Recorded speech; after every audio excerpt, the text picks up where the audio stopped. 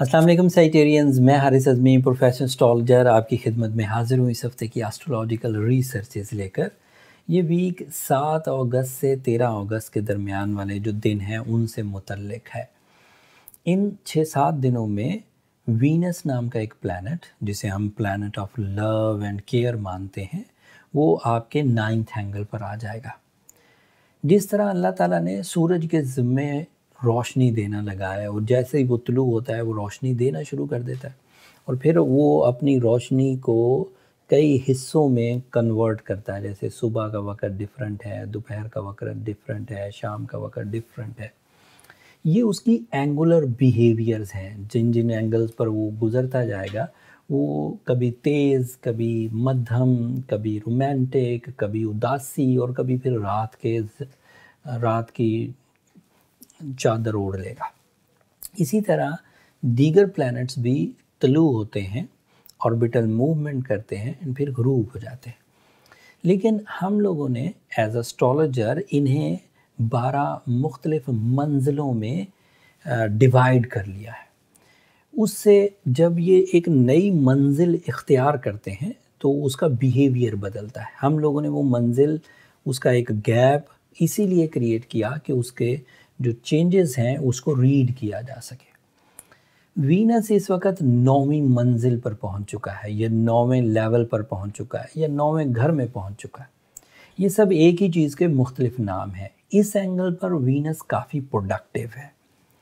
Venus की इस productivity का ताल्लुक रूहानियत से है, रियलिस्टिक मेंटालिटी से है, आजिज़ी और इनकसारी से है, फैमिली वेलफेयर से है, रोमांस से है, life partnership commitments, life partnership achievements and life partnership growth से है।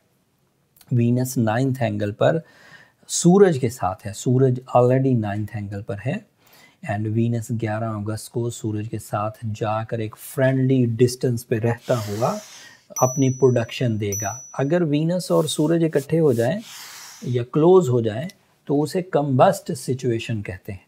और कम्बस्ट सिचुएशन का मतलब ये होता है कि वीनस बिल्कुल परफॉर्म नहीं कर पा रहा, जबकि ये एक फ्रेंडली डिस्टेंस पे है, 17-18 डिग्री पर है, तो इसमें वीनस अपनी जगह पर बल्कि सूरज की सपोर्ट से ज़्यादा आपके लिए रोमांस, इमोशंस, रूहानियत एंड हकीकत पसंदाना सोच पैदा करेगा। बट इसके अदरवाइज़ भी कुछ एडवांटेजेस हैं, वो भी तफसील बयान करता हूँ। वीनस आपके 6th एंगल का रिप्रेजेंटेटिव है। अगर वीनस सूरज के साथ अभी 11 अगस्त को ज्वाइन करेगा तो आपको हेल्थ बेनिफिट्स होंगे, आपको कानूनी मामलात में सुधार नज़र आएगा, आपको अपनी रोज़मर्रा की ज़िंदगी में इख्तियारात में इजाफ़ा देखने को मिलेगा, आपकी हाँ में लोग हाँ मिलाएंगे सैजिटेरियंस। एंड दूसरा फ़ायदा है, ये आपके 11th एंगल का रिप्रेजेंटेटिव है। वीनस कभी भी अच्छा होगा, आपकी जो सैर व सियाहत की ख्वाहिश है वो बढ़ जाएगी। वीनस कभी भी अच्छा होगा, आपकी जो दोस्ती है उसमें शिद्दत आती जाएगी, मतलब वो ज़्यादा सैक्रिफाइसिंग एंड लविंग रिलेशंस होते जाएंगे। वीनस कभी भी अच्छा हो, जब भी कभी वीनस अच्छा हो तो आपके लिए वो सडन गेन्स की वजह बनता है। ये आपके 11th एंगल का रिप्रेजेंटेटिव है। तो ये बात याद रखिए, वीनस पर जब भी आपको किसी जगह किसी ऐसे मामले का सामना हो जहाँ पर आपको अचानक किसी बड़ी कामयाबी की ख्वाहिश हो तो आपको पोजीशन ऑफ वीनस ही देखनी पड़ेगी। अगर वीनस अच्छा है तो आपको कामयाबियाँ मिल जाएंगी, अदरवाइज़ थोड़ा मुश्किल होगा। मरकरी आपके लिए 10th एंगल पर है, दिस इज़ आइडियल। मरकरी अगर 10th एंगल पर हो तो ये आपके करियर के लिए बहुत बेनिफिशरी होता है और ये 10th एंगल का ही रिप्रेजेंटेटिव है। सो मरकरी के 10th एंगल पर होने की वजह से आप इस वक्त जॉब स्विच कर सकते हैं, हाईली रिकमेंडेड है। आप नए कारोबार का आगाज़ कर सकते हैं, ये भी हाईली रिकमेंडेड है। आप मल्टीटास्किंग कर सकते हैं, आप एजुकेशनल प्रिपरेशंस कर सकते हैं, आप इंटरनेशनली ट्रैवल कर सकते हैं। एंड क्योंकि मरकरी आपके 7th एंगल का भी रिप्रेजेंटेटिव है तो लाइफ पार्टनरशिप के डिसीजंस लेना या लाइफ पार्टनरशिप के इश्यूज़ को रिजॉल्व करने की कोशिश करना या बिज़नेस पार्टनरशिप में इख्तियार करना, बिज़नेस पार्टनरशिप अपॉर्चुनिटीज़ को कैश करना, these are all in your favours. फिर आपके लिए मार्स की पोजीशन आपके 6th एंगल की है, that is another positivity. Mars अगर 6ठे एंगल पर हो तो आपके अंदर करेज पैदा होगी जो कॉम्पिटिशन्स को विन कराने में और आपकी फ़िज़िकल स्टैमिना को इन्हांस करने में मदद देगी। All short term planet Sagittarians आपकी फेवर में है। आप इन सीजन्स को समझ कर चलिए। जैसे जो वीनस का सीज़न है जो आपकी लव लाइफ में इस्तेहकाम पैदा कर रहा है, ये 11 अगस्त से 5 सितंबर तक है। जो सूरज का सीज़न है जो आपके लिए 9th एंगल पर है, जो आपके लिए डिसाइसिव या रियलिस्टिक अप्रोचेस कर रहा है, ये 20 अगस्त तक के लिए। सो अगले 10-12 दिन अभी सूरज आपके लिए सपोर्टिव है। एंड मार्स आपके लिए 1 हफ्ते के लिए सपोर्टिव है, हेल्थ को सपोर्ट कर रहा है। मरकरी इससे भी लंबे टाइम के लिए। तो आप इन चीज़ों को समझ कर चलिए, क्योंकि लॉन्ग टर्म प्लैनेट अभी फेवर नहीं करें। लॉन्ग टर्म प्लैनेट अगर फेवरेबल हो जाए तो बंदा चाहे नज़र रखे चीज़ों पर चाहे ना रखे, अगर वो फेवरेबल हैं, लॉन्ग टर्मली फेवरेबल हैं, तो बंदा चलता ही चला जाता है, क्योंकि उनका बिहेवियर यकसां कई महीनों तक सस्टेन करता है।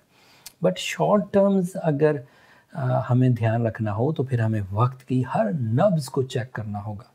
लव सीजन्स कब हैं, हेल्थ सीजन्स कब हैं, डिसीजन सीजन्स कब हैं, इन पर नज़र रखनी होगी। At the moment this is my professional statement कि चारों शॉर्ट टर्म प्लैनेट्स आपको फेवर कर रहे हैं और इन चारों शॉर्ट टर्म्स प्लैनेट के इवज़ आप किसी भी तरह की कामयाबी, चाहे वो जिस्मानी हो, माली हो, रूहानी हो, मोहब्बत की हो, ट्रैवलिंग की हो, तालीम की हो, आप इख्तियार कर सकते हैं।